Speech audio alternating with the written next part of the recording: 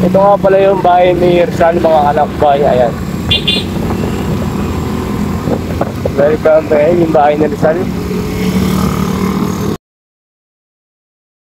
Niya ay 9 AM to 4 PM mga kalakbay ang pag-open niya, na pwede kayong mag-tour dito ng Tuesday to Sunday mga kalakbay. 9 AM to 4 AM ang open niya.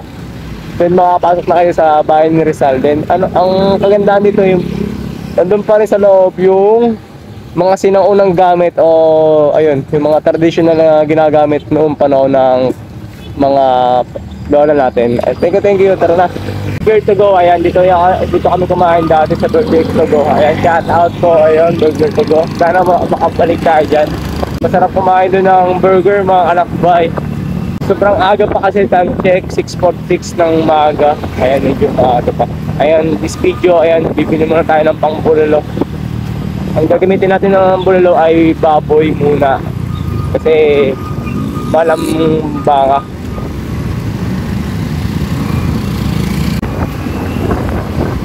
Sa hirap ng buhay ay sama-sama tayo talaga na mag-aasawa.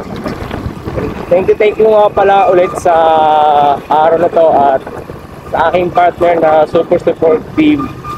And sana makapag-focus din talaga ako sa hilig natin o yung business natin na mangyayari.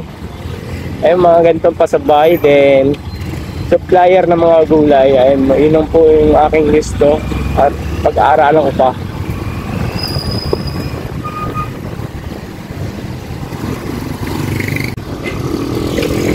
Ayan, dito gusto kong masubukan yung sumasakay dito sa tren.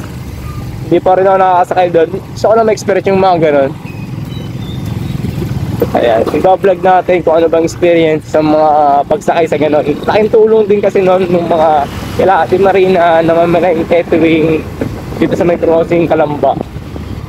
Ayan, shoutout nga pala kay Ate Marie, kila James. Ayan, James De Silva. Ayan, shoutout sa mga kasama natin sa ating paglalakbay. Then, Quad Custom Apparel, ayun, may nabigyan tayo sa Baywalk of Aplaya ng mga followers natin, mga kalakbay, at Quad Custom Apparel.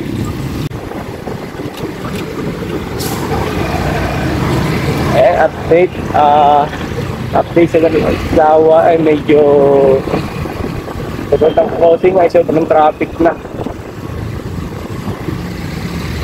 And this video, ayun, mag-grocery muna tayo na pang ulam sa bulalo. Ito nga pala ako naman malengke in case na, ayun, ng ulam.